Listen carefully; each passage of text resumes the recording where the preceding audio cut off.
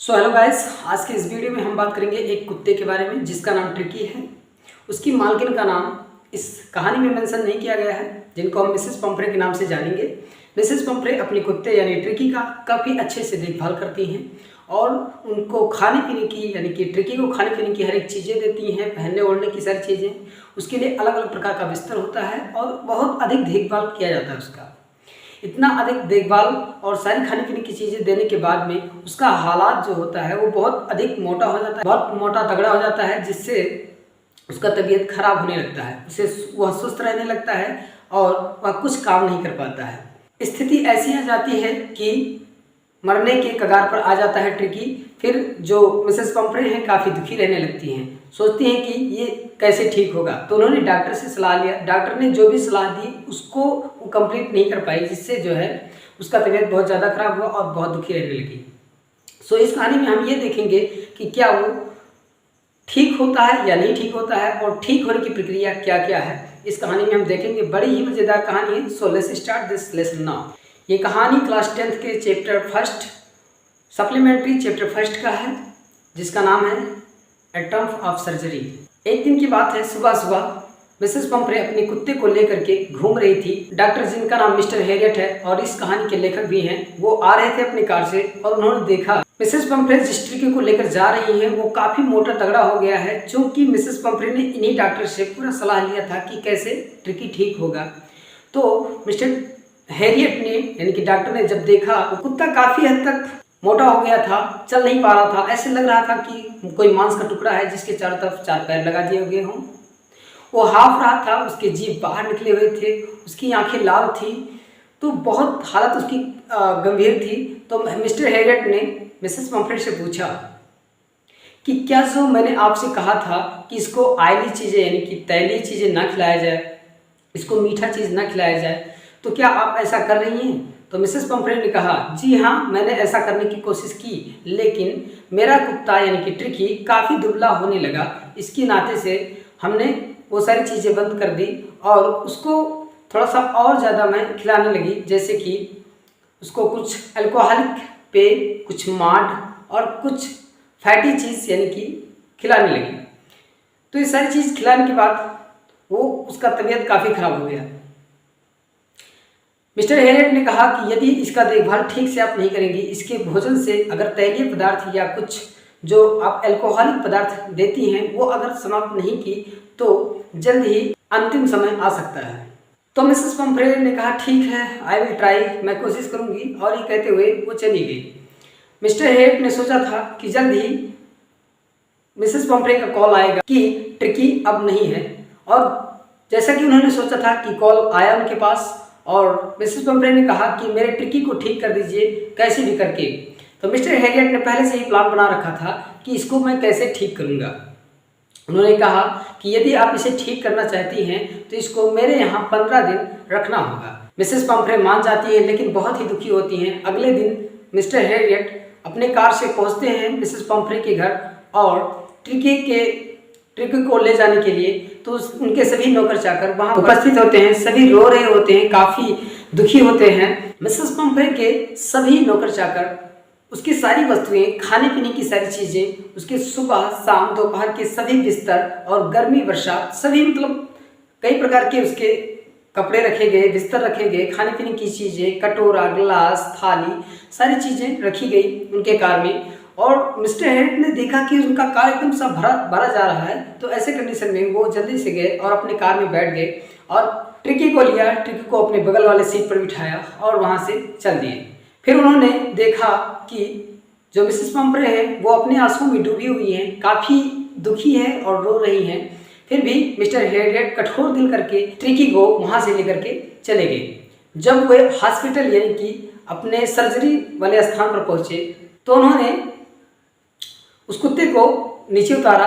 वहाँ पर कुछ और आसपास कुत्ते थे, वह सभी कुत्ते आकर के उस कुत्ते को यानी कि ट्रिकी को सूंघने लगे। फिर उन्होंने सोचा, यानी कि उन जो कुत्ते थे उन लोगों ने देखा तो उनको लगा कि ये कोई काम की चीज़ नहीं है, बेकार की चीज़ है, क्योंकि ट्रिकी कोई भी एक्टिविटी नहीं कर रहा था। और मिस्टर हैरियट और उनके कुछ आदमी मिल करके सारा सामान जो है हॉस्पिटल में ले गए। उसके तत्पश्चात मिस्टर हैरियट ने ट्रिकी के लिए एक गत्ते का एक बिस्तर बनाया और उसी पर उनको लिटा दिया। मिसेस पंफ्रे ने वस्तुएं दी थी, उसको कोई भी यूज़ नहीं किया, बस केवल ही उसको एक गत्ते में बिठा करके, मतलब एक सख्त स्थान था वहाँ पर बिठा दिया और वहीं पर वो बैठा रहा, हाफता रहा, चूँकि बहुत ही दुर्बल हो गया था। आगे चल करके 2 दिन तक मिस्टर हेरियट ने उसको केवल पानी दिया, खाने के नाम पर कुछ भी नहीं दिया। वहाँ पर सभी कुत्तों को खाने के लिए कटोरे में दिया जाता था और सभी वहाँ पर जो कुत्ते थे सभी कटोरों में खाते थे और दौड़ करके जाते थे, सब लोग खाते थे। और अगले दिन यानी कि तीसरे दिन उस ट्रिकी के लिए भी एक कटोरा रखा गया खाने के लिए और वो भी धीरे धीरे दौड़ करके गया। लेकिन उसको अंततः जब तक कि वो पहुंचता, क्योंकि वो तेज़ दौड़ नहीं पाता था, जब तक कि वो वहाँ पहुंचता सारा कटोरे का सब जो भोजन था वो समाप्त हो चुका था। फिर अगले दिन यानी कि 3 दिन बीत जाने के बाद अगले दिन उसके लिए फिर मतलब डेली उसके लिए कटोरा रखा जाता था। अब वो समझ गया था कि मुझे कुछ ना कुछ तो खाना ही पड़ेगा। ऐसे कंडीशन में वो गया, दौड़ करके उसने कोशिश की और कुछ खाया। धीरे धीरे ऐसे ही चलता रहा और उसकी स्थिति संवरती रही। वहाँ पर कुछ कुत्तों का झुंड था, उनका एक ग्रुप था और उन ग्रुप में भी वो भी रहने लगा, उनके साथ रहने लगा, दौड़ने लगा, खेलने लगा। धीरे धीरे करके उसका स्वास्थ्य जो था वो डेवलप होने लगा। मिसेस पंफ्रे प्रत्येक दिन उनको कॉल करती, प्रत्येक दिन लगभग डेली दर्जनों बार उनको कॉल करती थी मिस्टर हेरियट को कि मेरा ट्रिकी कैसा है और हाल चाल लिया करती थी। मिस्टर हेरियट हर बार यही बात कहते कि हाँ आपका ट्रिकी जो है ठीक हो रहा है, ठीक हो जाएगा। उन्होंने कहा था 15 दिन में ठीक हो जाएगा और 15 दिन में ठीक ही हो जाएगा। अब चूंकि मिसेस पंफ्रे को पता चला ट्रिकी जो है वो ठीक हो रहा है, तो वो ट्रिकी के लिए डेली 1 दर्जन अंडे भेजा करती थी। और अब चूंकि अंडे उसके लिए भेजा करती थी तो अंडे जो भी आते थे मिस्टर हेरियट और उनके साथ में रहने वाले यानी कि काम करने वाले सभी डॉक्टर्स मिल करके वो सारे अंडे खा लिया करते थे, क्योंकि मिस्टर हेरियट को पता था कि अगर वे इन अंडों को अगर कुत्ते को देते हैं, ट्रिकी को देते हैं, तो फिर से वो फैटी हो जाएगा, काफ़ी मोटा हो जाएगा, जिससे उसका तबीयत खराब ही रहेगा। तो ऐसे चलता रहा और उसके बाद कुछ दिन ही और बीते, 2-4 दिन। उसके बाद उस ट्रिकी के लिए वाइन यानी कि शराब आने लगे, विस्की और ब्रांडी शराब हैं जो कि उसके लिए आने लगे। और इसको देख करके मिस्टर हेरियट हैरान हो गए कि एक ट्रिकी यानी कुत्ते के लिए जो है विस्की और ब्रांडी जैसे ब्रांडेड शराब उसके लिए आते थे।